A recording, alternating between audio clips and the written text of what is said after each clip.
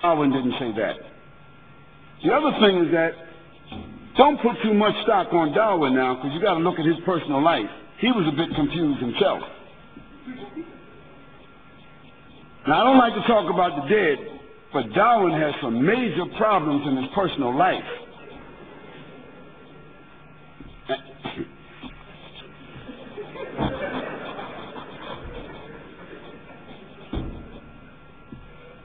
Darwin has some major moral inconsistencies that when you look at these major moral inconsistencies along with a theory that he put or he disguised or he hoodwinked the whole world with, I think it's time to put that to, we need to put that to rest where Darwin is. Why do you say that Islam is 1,500 years old when Adam is the first human as a Muslim? I didn't say that Islam was 1,500 years old. I said that the Quran was revealed 1,424 years ago. And I said that Adam and all the prophets were Muslims. It meant that Islam, meaning peace and surrender, was the faith of all the prophets, but it wasn't named until the Quran was revealed. اليوم أكملت لكم دينكم وأتممت عليكم نعمتي ورضيت لكم الإسلام دينا. That verse came in the Quran, and that's when it became formally named as a system. Before that, it wasn't named as a system. If I didn't say that, I'm clarifying that now. What does Islam say about donating organs and about cloning? We Muslims, we do not donate organs. The organs that God gave to me are for me. However, some scholars said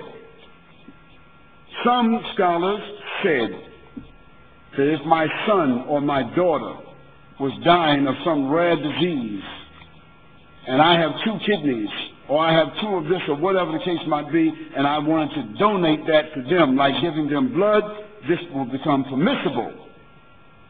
But I'm not allowed to take my body, which is a sacrament, my body which is sacred, my body that was given to me by God, a body that was given to me as a gift that I don't own myself. I'm not allowed to take my organs and give them to other people and to create a new industry of spare parts. And as for cloning, they will clone what God allows them to clone, but I'll guarantee you this.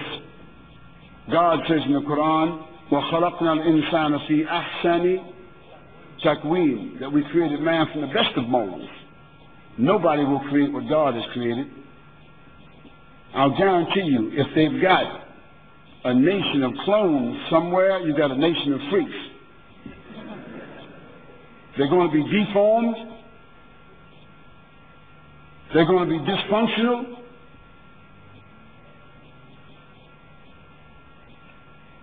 There's going to be shortcomings, mix-ups, problems, complications, and there already are signs of that right now, because they've got factories right now where they're doing, what is it called? Robotronics. Robotronics. They are now experimenting by putting different kinds of parts inside of human beings, taking computer parts and putting them inside human beings, making them half machine and half human. And they got experiments where they got buildings out in Texas, buildings up in France, and places where they are experimenting on human beings like that. But they've already got problems and complications with that right now, because man is not able to create like God. Second thing is, if they want to clone something, that's no big deal, because they're making something out of something, isn't it? If they really want to do something, let them make something out of nothing.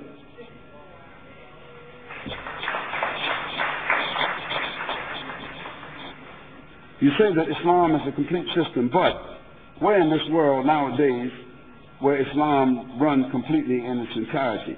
I said that Islam as a system is complete. I didn't say that the human beings have followed it comprehensively. You see, if I bake a cake Even though I'm a Muslim and a baker, if I bake a cake and don't put the yeast in it, do you think it's going to rise because I'm a Muslim?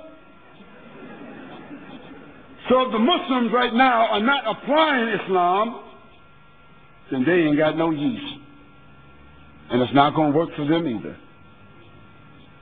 But if the Muslims apply what God set up as a system, God says in the Quran, "Inna ad-deena 'inda Allahi al-Islam." Verily, the system in front of God that's acceptable to God is Islam, submission to His will. If men serve God the way God has ordered them to serve Him, you don't think that man will get what he's supposed to get? I mean, some of us now have automobiles that have, what are those systems they got in the automobiles now? What do they call them? Navigation systems.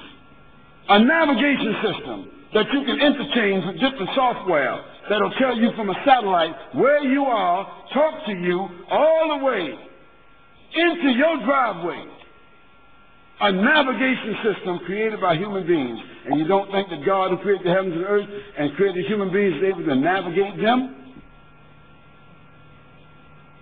Yes, whoever follows God's navigation, whoever follows God's guidance, whoever follows God's scripture, whoever follows God's messenger will also find God's guidance in the system of life that He has created for human beings. And who is best to guide the human beings other than the one that created them?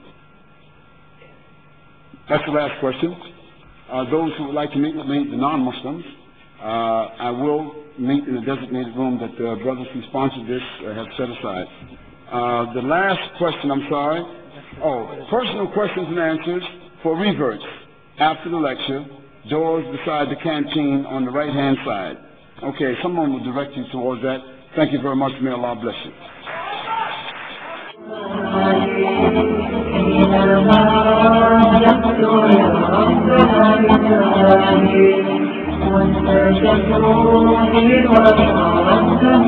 Did you know that suicide is among the 3 leading causes of death in the Western developed world? I said the Western developed world, where the semblance and the trappings of success are the most preeminent.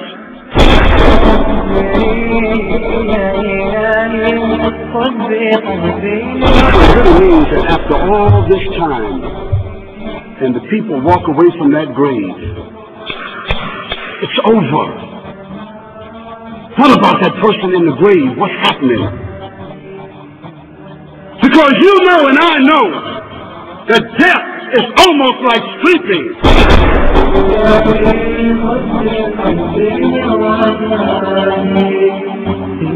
But that's the only theologically and historically adequate position with respect to Jesus, to recognize Him not only as a prophet, like so many have, but as Himself, the divine Son of God.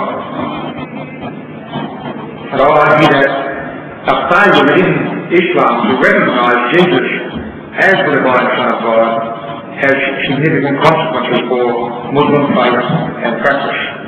And you show us, please, the historical evidence of a tampering or a forgery that was so massive that the entire Christian world was duped without question. Because in the past of our church history, we've always had controversy. There's people who have denied certain parts of the scriptures, and they are historically recorded.